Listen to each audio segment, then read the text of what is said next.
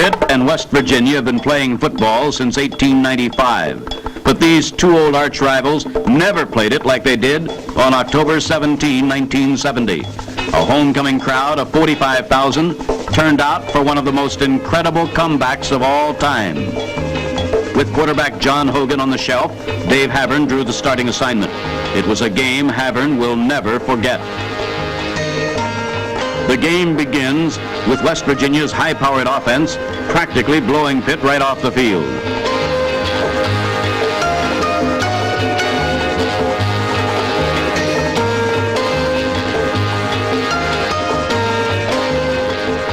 The Mountaineers take a quick 14-0 lead.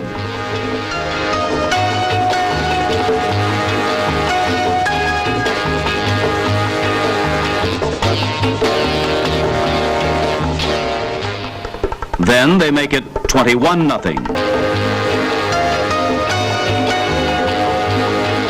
But West Virginia keeps pounding, and it's 28-8.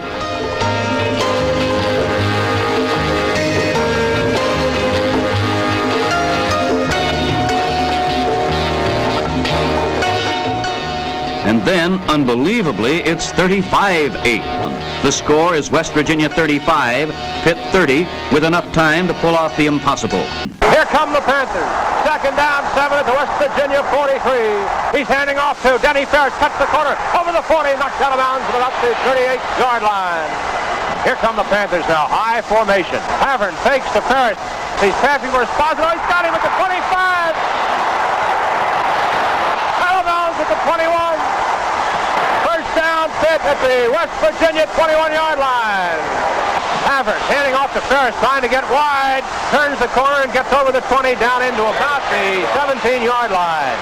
Havern gives off to Ferris. He bucks into the center of the line, gets down to about the 15-yard line, maybe the 16. 3 minutes in this football game. Havern gets to Garnett. He paddles his way forward, but not enough for the first down. 4th and 1 for Pitt at the West Virginia 12. Havern to Esposito. I think he made it. I think he got into about the 10. Let's wait and see if it's received. No signal from the official as yet. They're calling for a measurement. They're bringing the 6 in. On this decision hinges the outcome of this football game, ladies and gentlemen. They made it. First down, Pitt. First and 10 for Pitt at the West Virginia 11. To Denny Ferris over the right side and through for a couple of yards down to about the 8. 35-30 West Virginia. Pitt with the football. Denny Ferris taking it in to about the 5. It'll bring up a 3rd and 4 for Pitt. Big play. Moyer wide right. Havern's going to pass. He's throwing. Touchdown. Pitt. They'll walk on it. The Panthers have capped an amazing comeback.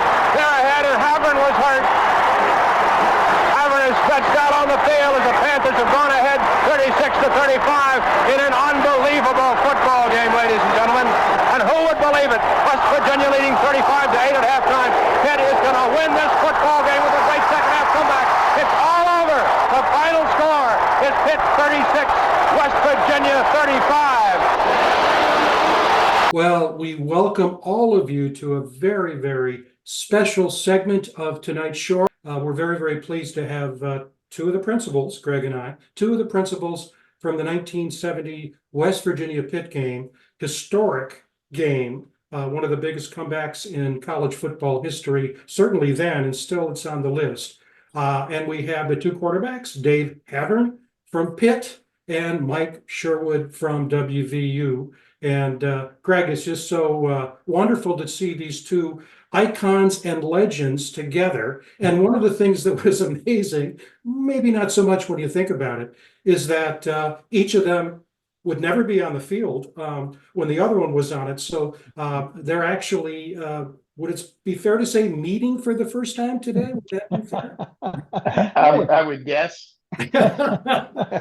That's great. We had a lot of guests on where two people were on and one was the runner and the other was the tackler, but that's not the case here. So, but I think one of the things that might be important, and Greg knows this, because the theme of the show is then and now. So part of our function on the show is to really, I think, inform people about the history of college football, in our case, specifically West Virginia, in this case, the connection to the backyard brawl. But to introduce yourself so that those who are unfamiliar or weren't alive even during the game, but follow the teams now, will get to know you. Why don't we start with our guest from Pitt, Dave? Provide us a snapshot of your background. Well, thanks. First of all, it's nice to be here.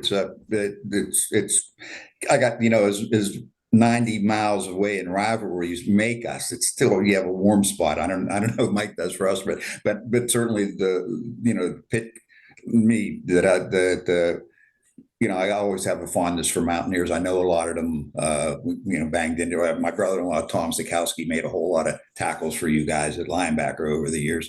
But it's nice to be on the show. I appreciate you thinking about us. It's only been 52 years ago that Mike and I were doing this stuff. And we're still doing a lot of it. But yeah, I got out. I coached for a while in college. I coached at IUP for a few years, and then got into business. Ended up being the head coach at Shadyside Academy, a WPIL school, but a private school. And did that. Retired about 7 years ago from that. Still coach the quarterbacks out there. Got the 4 good grown-up kids and going on 14 grandkids. Wow. So yeah, that's kind of cool. Coached and enjoyed the heck out of that, and still coaching. And actually got to coach somebody you guys might be aware of. I don't know if you ever heard of this kid, Mark Bolger. He had a little bit of success. I think we have. Yeah. School. And so actually he was my third NFL quarterback. Well, once, at Georgia Kites, when I was coaching at IUP, had a couple of years with the Jets, and then Mark, and then we got a kid now that played quarterback for me technically at Shadyside, Sky Moore. He's playing slot for the Kansas City Chiefs now. And he was pretty good. I was a real good coach when I was coaching those guys. I was a much better coach. Great. Before we get to Mike, you mentioned Tom Sikowski, who lives down in Lexington, Kentucky area. Just moved down. I heard something the other day from a mutual friend of mine, a fellow by the name of Steve Bako, who also is originally from the Pittsburgh area and then from Kentucky, that he said, Tom Sikowski, who he knows, he said, that's Dave Havern's brother-in-law. So here's the question. I looked at the stats the other day from the 1971 West Virginia Pitt game. Okay. Not the 70 game here. Yeah. But in 71, you came to Morgantown, Yep. and West Virginia got revenge. Okay. Mm-hmm. And there was Tom Sikowski, who hadn't played a lot, intercepts a pass. Yeah, it wasn't me. Boy, that was quick. wasn't me. It was there's an interesting story about it. And I don't want to. I know want to talk to Mike too, but that game, that I think it was 13-9. That's right, it was. And it was the year after the other game. But so we had the ball on R2, and Bobby Kazeel was our center, and he was first center drafted that year. Played for the Saints and played for the Skins for a long, long time. Had a real droll sense of humor. So we're running out onto the field. We got 98 yards to go, in about 8 minutes, and he looks at me and says, "Steve, we win this one, they'll be talking about you forever."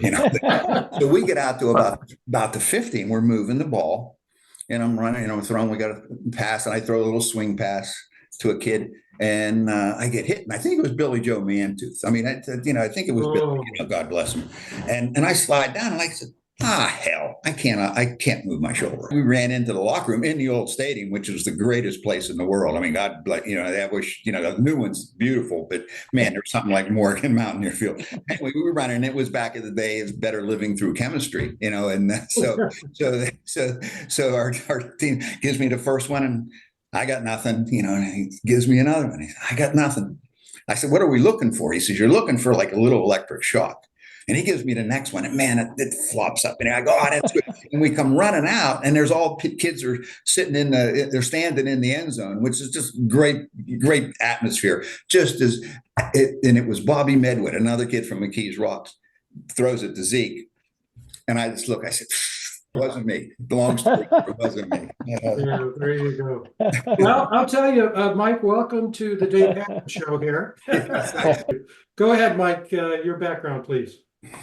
Yeah, I'm originally from Bel Air, Ohio. It's where I'm living now. I moved back here, a little over 40 years ago. But when I finished playing, I stayed for 3 years as a grad assistant at WVU, and then I coached for 6 years at Bethany College and Waynesburg College, and then I came back home here, and during the 35 years I was here, I was the head football coach for a few years, and then I was the athletic director, and then I spent 21 years in administration as an assistant principal, and retired from that, and then actually went back and worked for 4 years, and just as the athletic director again. They asked me to come back to the school, and I did, and worked until 2 years ago, and I retired finally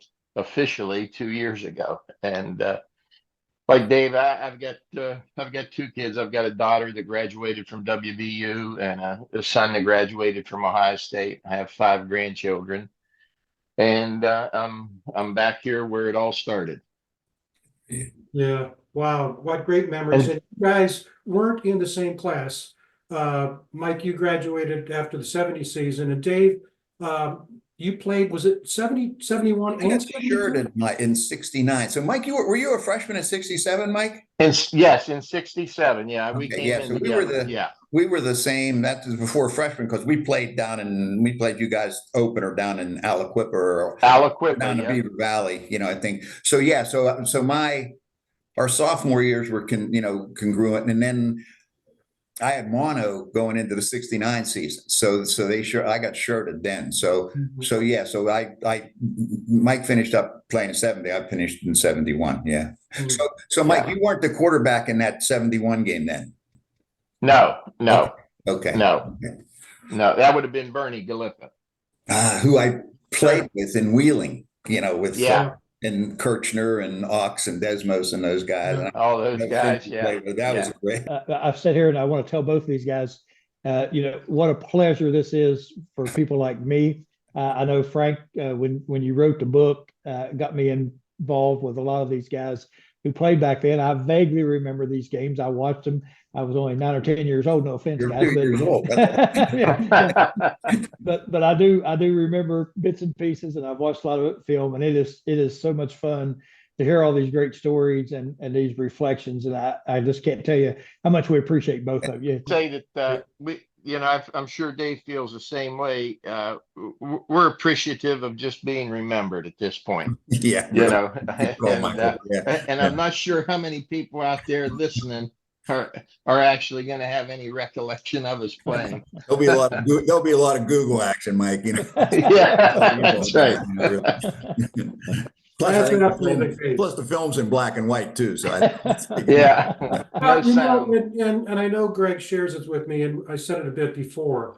There's so much focus on what's going on. We're going to have spring practice pretty soon for both schools, and season's right around the corner. And WVU's opening up big home game against Penn State in the end of August. But there's a history to all of this that is not only so much fun, but it's very informative in terms of what's going on in the world. We were talking earlier that the game we're talking about today, the 1970 game, Dave had a repeat the following year against Navy that ended up a big comeback that ended up to be the same exact score, 36-35 Pitt. And that's what are the possibilities of that? But the bottom line is that I think it's important for people to know, and I think it's especially for the younger fans, so they really appreciate the people, because we all stand on the shoulders of others, for Pete's sake. We know that. Yep. Well, let's put the 1970 season in perspective, and each of you could talk about what your thoughts were going into the season. The game we're going to talk about was in October. Again, let's start with you, Dave, in terms of the Pitt season, because you started out reasonably well. Lost the opener, I think it was the opener to UCLA, but then went on a winning streak before the Mountaineers came to town in October. Yeah. It was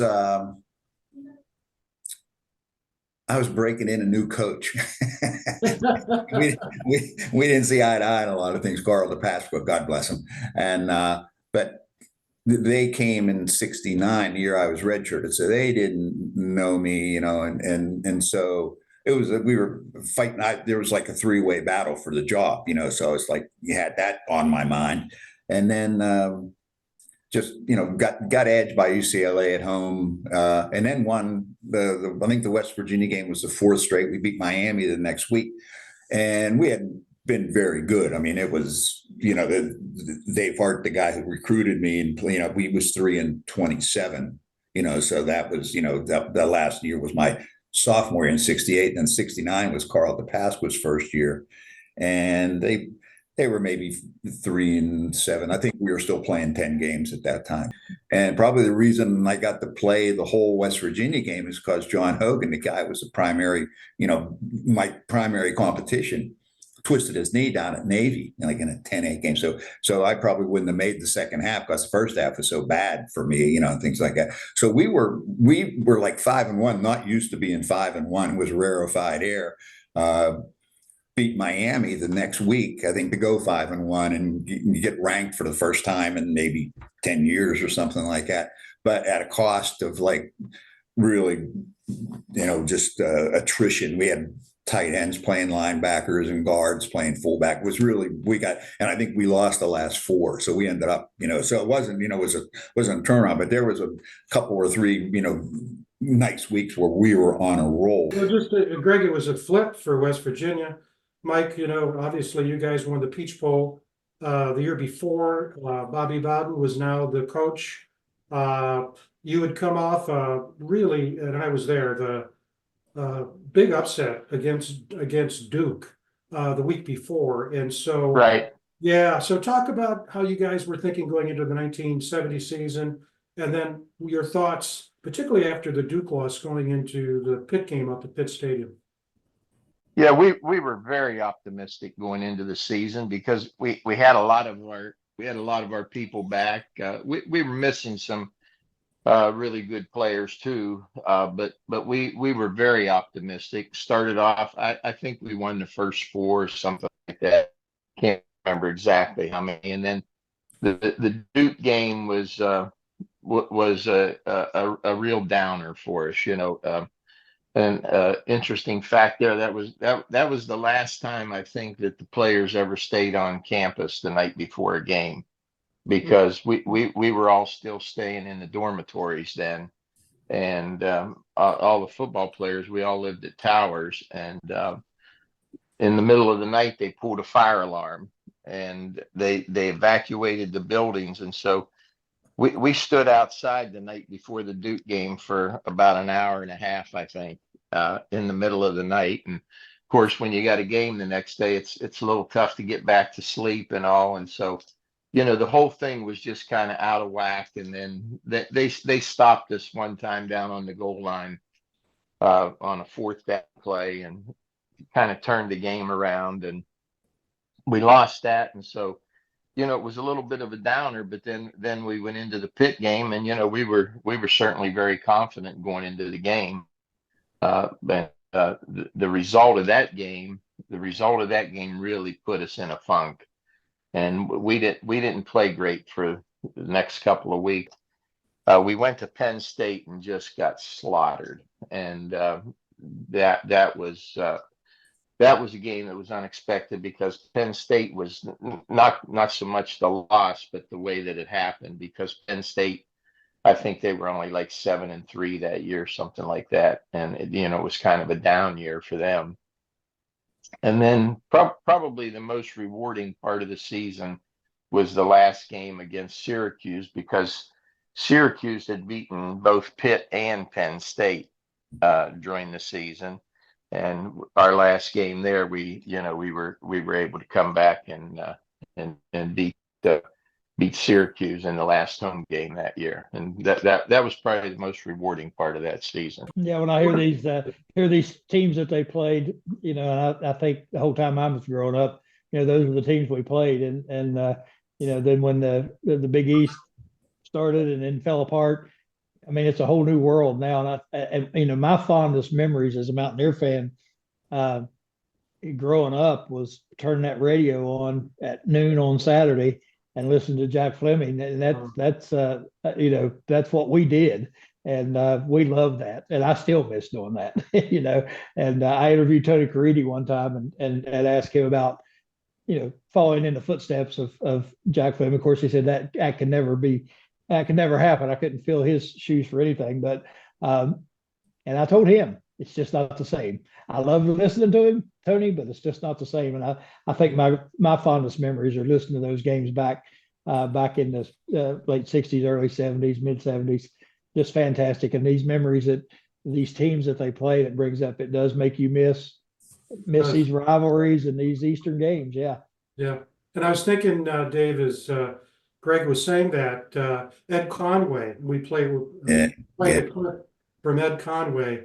You know, unfortunately, he passed away not too many years after that, really. throat cancer. But what a voice when you think of Fleming and Conway.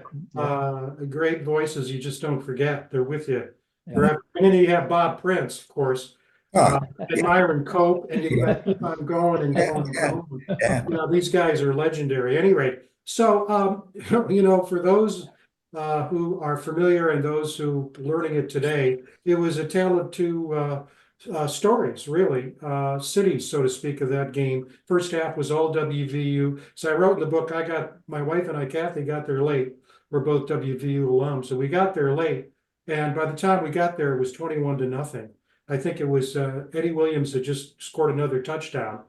And then before you know it, Braxton breaks away. Mike, you threw, it was a great play. And we've got it in the video that people have seen of you throwing that pass to Braxton as he breaks down the middle to score a touchdown with, I think, about 20 seconds left in the first half to make it 35-8. I know that oftentimes, you know, Braxton would come in and say something about I'm open and so on. Was that you? Was it Bobby Bowden? Was it how did that? Do you remember how that play came to? It was just beautiful. Well, at that point, Coach Bowden had gotten to the point where he and Coach Signetti had gotten to the point where they were pretty much letting me call plays. You know, of course, we certainly went over, you know, down and distance situations and places on the field and, you know, time, score, all those kind of things. But yeah, that was a play. And as I recall, you know, Jim was tight end, and on a lot of our passes at that point, he was our hot. He ran a lot of hot routes for us, you know, where we could throw the ball off of blitzing linebackers. And I believe that may have been, you know, one of those calls where the linebacker blitzed and we would just throw the dump to him then. So if you guys could talk about, and actually in the book I have some descriptions of both the Pitt locker room and also the West Virginia locker room. And I know, Mike, you told me the story about walking off the field with Bobby Bowden. So obviously the adjustments or changes were made during halftime that carried into the second half. So Mike, why don't we start with you this time in terms of take us through walking off the field and halftime and what you guys planned for the second half. Yeah, you know, obviously we had good success against them the two previous years. We threw the ball against them a lot in 68, and then in 69 we ran the ball real well, and you know we I think it was like 38-15 and 49-18, something like that. And, you know, then we're 35-6 at the half or 35-8 at the half. And I was walking off with Coach Bowden. And like I told you, Frank, if old Pitt Stadium was still there, I could take you to the spot where we were walking off together. And he said to me, he said, boy, you've owned these guys the last 3 years. And I said, well, for 2.5 games anyhow, Coach, you know, just making small talk, not realizing that maybe I was going to be a prophet. and so that was the situation you were talking about. And as I recall at halftime, you know, we really didn't make many adjustments. The only thing Coach Bowden had told me was first half, our game plan against them was to throw a lot of bootlegs and to run the ball outside, run our traps inside, because they were a big physical front, and we had a much quicker team offensively than their defensive team. And so, our whole plan was to finesse them in that game, and that's what we did the whole first half. And at halftime, Coach Bowden said, "Hey, look, second half, let's just just run the ball, run the dives, and let's get the game over with." And of course, that's why, if you ever talk to him, he would have told you that was one of the worst defeats, if not the worst defeat he ever had. And as a result, he said, I never took my foot off the gas again. And I can remember not a confrontation, but I guess a discussion between he and Lou Holtz the next year, because Lou Holtz was upset that they ran the score up on him, and Coach Bowden told him, he said, "That's your job to keep the score down, not mine." He said, "I never called the dogs off after that." And so what had happened too is they scored on a drive they had a drive, and then when we came out the second half, they had a long drive and scored, and we went out and we ran 3 plays, punted, and they got the ball, and then they had another long drive. So our offense was off the field for a long time, a long period of time, counting the halftime. And then we tried to go back to what we were doing before and couldn't get it going really until the last drive. And I think the game ended on a pass when one of our receivers caught a ball and got hit and fumbled, and they recovered and ran the clock out. And so, from our perspective, that's how everything went. There weren't many adjustments or anything at halftime, and they came out and ran the ball, and I think they ran 60 some plays in the second half. Yeah, WVU only had 15 plays in the second half. Years were driving, and I turned to Kathy, still remembered. I said, "We're going to come back and win this game." And it was Wayne Porter, very reliable receiver, as you know, caught it, and he was hit. He fumbled on the 36, I think.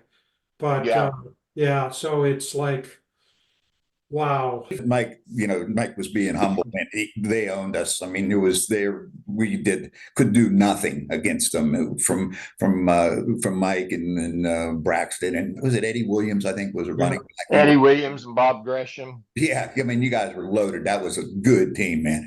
And he was absolutely. But Mike said, yeah, they went outside. We were big up front. Yeah, we would have won the game in a phone booth. Any fights.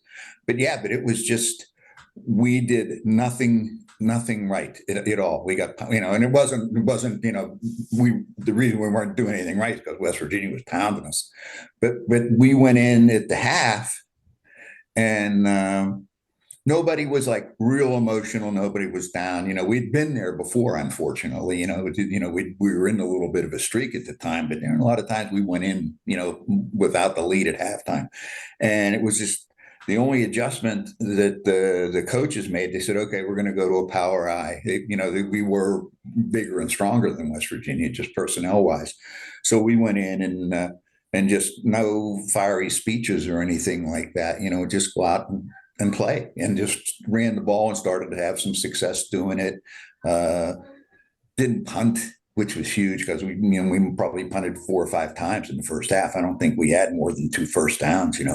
But yeah, it wasn't other than, the adjustment, which a lot of people talk about the offense, but what, to going back what Mike said, he wasn't on the field much. I mean, and because we had such long drives on offense, but our defense, it was suspect at times, and they stood up pretty strong, and it was hard. Like Mike, like you said, his offense had been off the field for about 45 minutes. When you looked at the half and then the first drive, I think because the 4 drives, the shortest drive was like 58 yards or something like that, So, and I think we probably threw 8 or 10 balls in the second half. Didn't throw a lot, But yeah, it was just kind of used our physicality, converted some 4th and 1s, and things like that, So it was, the faiths, were on our side that day. Just, I don't think it was luck because we were playing hard, but we caught the ball well. I think I was 1 for 4 in the first half. I was terrible, but I think we were like 10 for 11 in the second half. So it was complete like change, but it wasn't a strategy thing or anything like that. It was just that we were bigger and stronger and we were able to hold the ball, and the funny thing about the last drive that Mike was talking about. So when we scored to make it 36-35 and I got killed. I mean, I was playing, I had a bruised sciatic nerve from and I missed the game before that. So I was in basically like a body cast and not moving, which probably helped because I stayed in the pocket, which, one of my chief criticisms was I didn't stay in the pocket too long, and they were probably right. But so I get KO'd on that last pass to Billy Pilconis, who, God bless him, he's passed too. And so they ran out and kicked the extra point. And a lot of people went into play next year in the other 36-35 game you were talking about, that, you got to go for 2, makes it a 3-point game. So in overtime, there were no overtimes in that time. Yeah. So when they were driving down, people are, this gets close, we're going to lose this game, 38-36, and then that kind of what we felt it like at the end. But I said, it was just, I don't think any major changes. We just we were bigger and stronger than they were.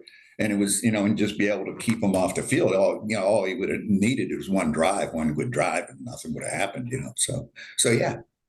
Yeah. Greg, I was thinking, obviously, with your years of experience as a basketball coach, the thing that I'm sure everyone saw in the video clip before this interview, and I couldn't see it in the stands that day, was the look in the eyes of the West Virginia defense. Yeah.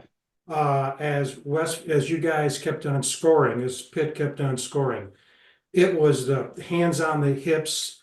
There wasn't much talking. And it's interesting because that I don't want to say it was preordained, but there were the psychology of it was not good. I'm sure you experienced that. What do you do as a coach when you see that? Can you do it? No, yeah. When you mentioned that, the psychology of it, of course, I have a brother who's a clinical psychologist. We've talked about that. And you see that look in their face. Like you said, the hands on the hips, indicative of a lot of things, the body language. As a coach, the only thing you could, of course, I've seen it happen a lot of times where the coaches were the same way. They had the look in their face, which is a bad sign. But as a coach, in the times I faced things like that, you just gotta keep plugging and keep doing what you know you can do and what you're good at. And so many times, like Mike said, Coach Bowles saying, well, you've owned these guys. Well, that gets in the head of players when they're ahead 35-8 or whatever it is, and they kind of let off the gas and they change what they typically do. They start doing different things, and when you start doing different things, you're destined to fail because you're not doing what you're good at doing. So as a coach, you just try to make sure that you keep doing what you've always done. And one of the criticisms you'll hear today of our coach is, he'll go for it on 4th and 1 from his own 45 or whatever. Those are things that if you're made up to do those things, that's what you do. And if you start changing all these things, then you're not going to be real successful. And I think just as a coach, you just try to get them focused on the things that they're doing well, the things they're good at doing, and keep doing those things. And like you said in that video, though, you can see the the hands on the side, the look in the face. You can see that. And like I said, I've probably had that look on my face before, but I've seen coaches with that look as well. And not a whole lot you can do when that ball starts rolling downhill like that. Yeah, and if you look back at the film, you see Leon Jenkins, number 21, Mike. Yeah. Actually playing sort of a linebacker. He's up on the line a lot. And Leon was a terrific defensive back. The other thing, Dave, about that film that strikes me is that you guys set up the comeback with terrific running off tackle. But when you passed the ball, you did a lot of passing to your running backs. Those running backs owned the day. There were 3 of them, but I remember one on the film that we kept was pass to Esposito that he was wide open. I think probably on a 15-yarder. And on that pass to Bill Polkonis at the end, he was wide open in the end zone on a 3rd and 4. And, you know, it was just amazing how wide open he was as a tight end. Because we ran a pick, you know. Yeah. Well, I'm glad you said that because we're going to submit. That's right. A protest. We're going to protest. Yeah, we got to protest. One of the things, Frank, that really hurt us defensively that day was, you know, the guy that the defense was built around was Dale Farley playing, and he didn't get to play that day. And you take that game and then you compare it to the Syracuse game that we played, and there's one point in the Syracuse game late in the game where they're going to score to go ahead, and they've got the ball 1st and goal on like the 3-yard line, and Dale Farley made 4 straight tackles on the goal line to stop them, and so you know it's just one of those things where everything aligned against us in that second half. Well, in the years that have passed, this game doesn't go away. In fact, Dave, I had a chance a couple of years ago to listen to an interview you did on WTAE. I think it must have been 8 or 9 years ago, for obviously a Pittsburgh audience, talking about the game and with the book and everything, and obviously appreciate all the promoting work that Greg did. It still lives. And yet, you know, we've all been involved in a lot of rivalries, and we know that there is, I think, you know, some back and forth between Pitt and West Virginia, but there is also a lot of respect between the two schools, and maybe, and Dave and I were talking about this the other day, maybe it's our shared, and I'll use the word disdain for Penn State. That's my thought. Why this and also, I might mention the 1989 game. It almost happened again, this time in Mountaineer Field, West Virginia. I don't know, were you at that game? Does that ring a bell, Greg? 89? Yeah, there was one where we were ahead 31-9, I think. And they come back and tied it on a field goal at the end. Yes, I was there. All in the 4th quarter. Yeah. And field goal, I think, at the 3 or 4 seconds, it's 31-31. Yeah, I learned about that from our good friend Dale Wolfley, and he was a junior, I think, that year. Yeah. And I went back and watched the film of that game, and it's just, how could this happen? So it almost happened again. Yeah, you know, Frank, that particular game, I was back here in Bel Air at the time, and I took Joey Galloway played for us here. In Bel Air, and then went on to Ohio State in the Seahawks game. He was a senior at Bel Air at the time, and I took him down to see that game. And I was there, and I thought, boy, I've seen this before. And you know, Frank, we were talking about the looks on the players' faces and the coaches and all that. Being at a game like that, it's also in the crowd, you know, in the fans. You can feel it.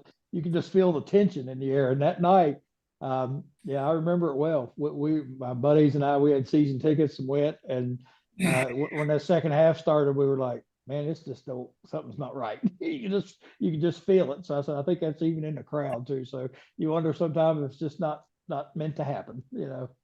Yeah, and it's not just football. How many times has it happened in basketball for other sports as well?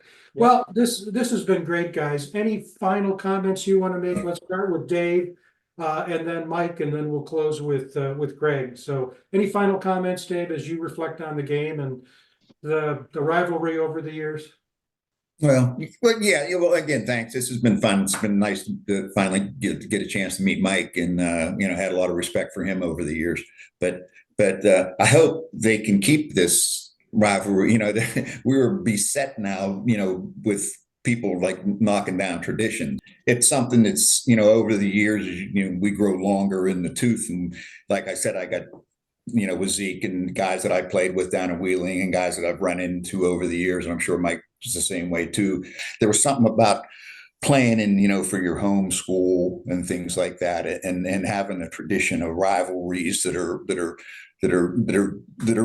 harsh, but they're still a modicum of respect, for each other, and that, and I think maybe because we're similar, and that's my concern, is just coming to the end of my coaching career now and things like that. I'm just watching. I said, this is ball, and it really makes up for a whole lot of stuff, that goes on. And I think we're losing that. And that's a concern. And I don't know if that's the 75-year-old guy talking, or if it's the guy that, might for once in his life be right. How important these games are. And, here we are, Mike and I were talking 52 years later, like, we just walked off the field, and I think that that's an important thing, not only for the guys who play, but for the people who go to the stands, people who follow the game. And that's, I'm a little sad at that. Yeah, it was, it was always a big thing to play against these teams where, at that time you only really knew about the teams regionally. We didn't know, like now guys, they've been to camps together in the summer. Everything's on TV. Everybody knows everyone.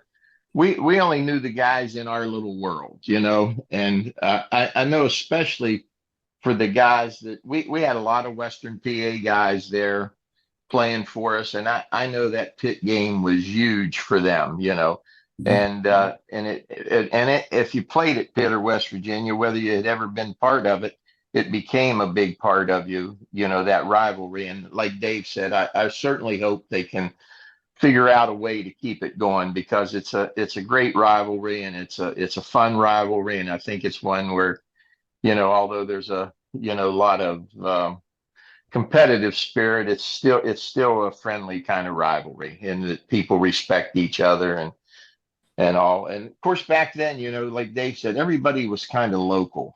And now the teams, you look at the teams, the kids are from all over the country, and especially now with the portal, guys are coming in and going. And so I enjoyed the rivalry, and I thought it was terrific. And like Dave, I really appreciate you guys having us on and giving us a chance to be remembered a little bit. Well, we want to thank you too. In fact, we have a graphic that we're showing on the show that fans voted who are the best, from your perspective, best quarterbacks at these two schools all time. And Dave, you're in the top 20, and Mike, you're in the top 10. So That's right. People out there that do remember and do respect, and you well know both of these schools have had some incredible quarterbacks. I mean, you had the passing record until a guy named, what was his name? Dan Marino. I think he played a little pro ball. Dan Marino broke Dave Havern's record. I was just going to say thank you, both of you guys. It's so much fun to hear these stories and to relive this past year. Frank and I talked many times about legacies and trying to keep these legacies alive. You guys clearly have left a mark on both your schools and each other schools for that matter. And it's so important to keep these legacies alive. And, we're talking about the rivalry and how it really is probably a friendly rivalry. I never realized that. I'm from Southern West Virginia and lived there my whole life, and we hate Pitt, but I've been in Morgantown now for quite a while working. I live in, during the week, I stay with my brother in Bridgeport, Ohio, which I think is pretty close to Bel Air. So, you're around a lot of people from Morgantown, then in Bridgeport and Wheeling and all the way down through there. And you realize that we're all the same people culturally.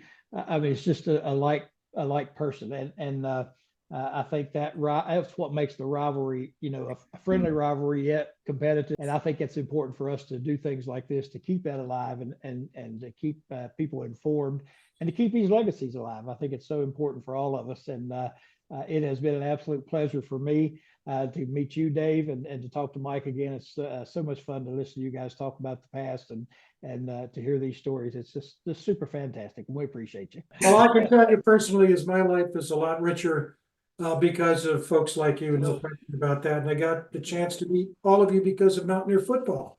And so that speaks there. So for Greg, Crist, we really appreciate Dave and Mike being with us. And that does it from here.